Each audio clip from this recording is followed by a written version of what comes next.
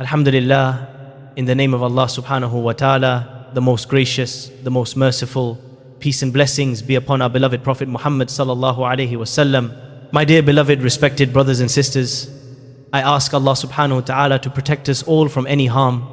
Today, insha'Allah, we will mention some of the reasons, some of the causes of weak Iman. Absolutely, the main goal of this episode is to mention the cure for the weakness of Iman. We know that our Iman goes up and down. The Iman goes up and down. It goes up with more acts of worship and it goes down with more sins. So what are the causes of the weakness of Iman? Reason number one, ignorance of the attributes of Allah subhanahu wa ta'ala. Not knowing or not understanding the names and the attributes of Allah subhanahu wa ta'ala. I'll give you an example. One of the attributes of Allah subhanahu wa ta'ala is that He is the one who provides. When I do not know, when I do not understand what Ar-Razaq means, and when I do not know that my risk, my provision has been already decreed to me when I was 4 months in my mother's womb, I go and seek my provision from haram means.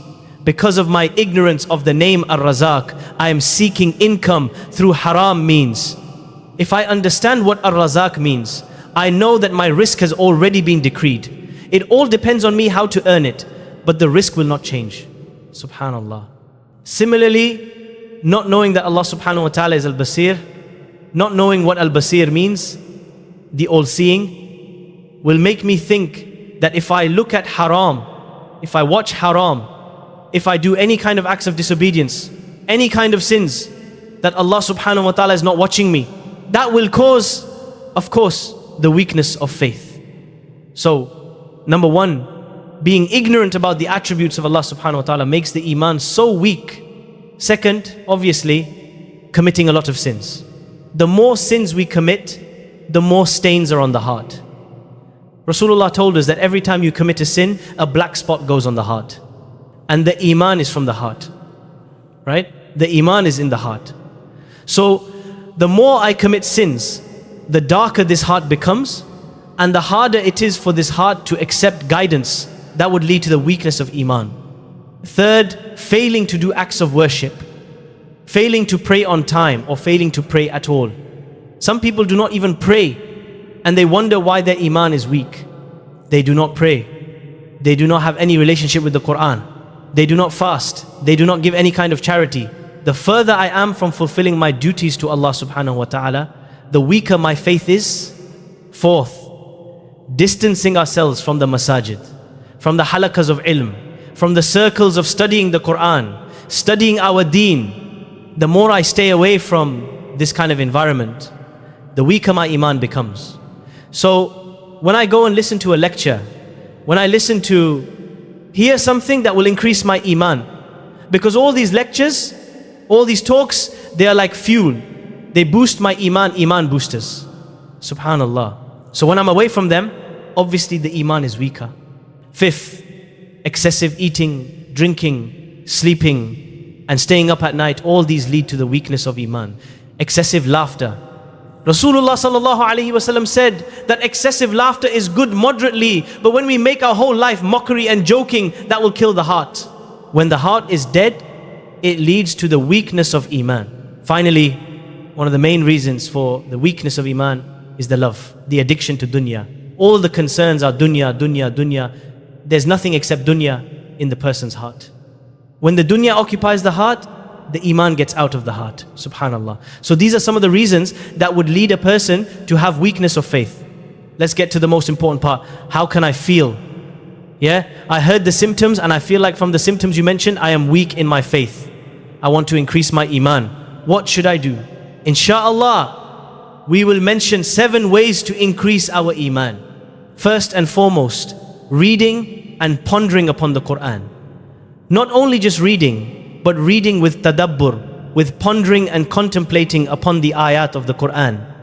Allah subhanahu wa ta'ala says in Surah Tawbah, وَإِذَا مَا أُنزِلَتْ سُورَةٌ فَمِنْهُمْ مَنْ يَقُولُ أَيُّكُمْ زَادَتْهُ هَذِهِ إِيمَانًا. It says, when it was revealed, the Sahaba asked each other, who among you this surah increased him in Iman? So that means when we read the surahs, when we understand the surahs, when we apply those that are revealed, it will increase our Iman. Allah subhanahu wa ta'ala told us, Kitabun anzalnahu ilayka mubarak. This book, Ya Muhammad, we have revealed it to you and we have made it full of barakah. What should we do with it? لِيَدَّبَّرُوا آيَاتِهِ. So they can ponder upon the ayat. The listening, the reading, the memorizing, these are all tools to get to the goal of why the Quran was revealed, and that is the pondering upon the Quran. And before we move to the next reminder, I ask you kindly, if this touched your heart even a little, take a moment to like this video, subscribe to this channel, and write a comment below. Tell me where in the world you are listening from. Let's consider the closest meaning. With Him are the keys of the realm of the unseen. With Allah belongs the keys of the unseen. None knows them but Him. Subhanallah. No one knows the unseen except Him. And He knows whatever there is on the earth or in the sea. Not a leaf falls, but He knows it. Allahu Akbar.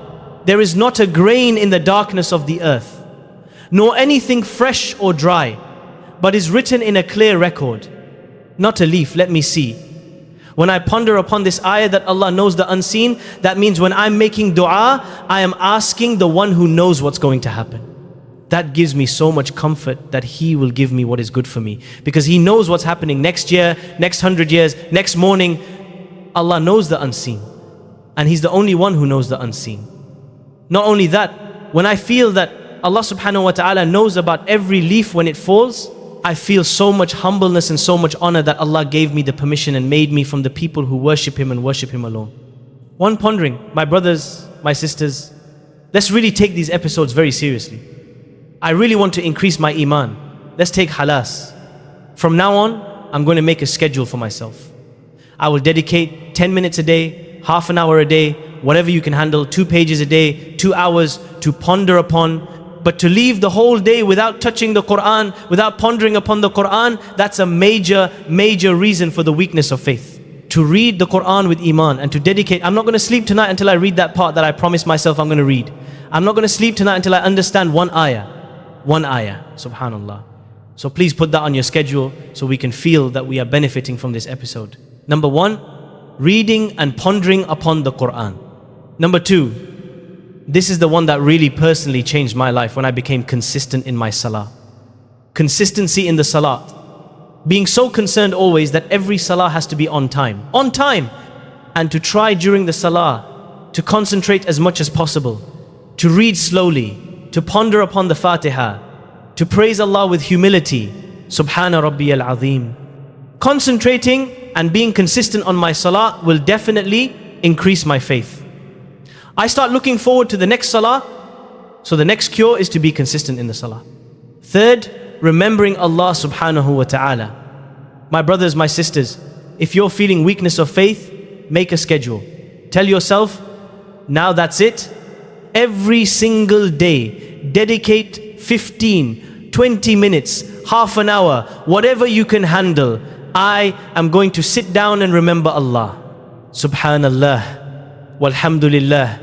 ولا إله إلا الله والله أكبر لا إله إلا الله وحده لا شريك له له الملك وله الحمد وهو على كل شيء قدير. Any formal dhikr, remembering Allah subhanahu wa ta'ala, will increase the Iman.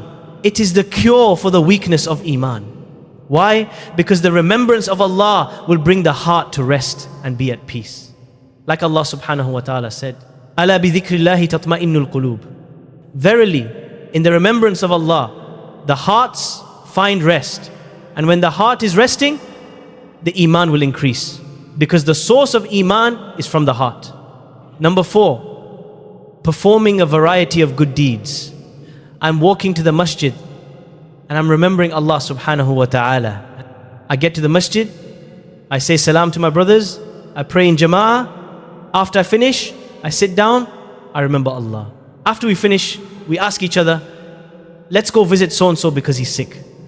Let's go and help brother so-and-so, he's moving. You know, all the time, subhanallah, from one ibadah to another ibadah. Even when I go to work, I change my intention. I make my intention, I am going to work. During work, I am going to lower my gaze.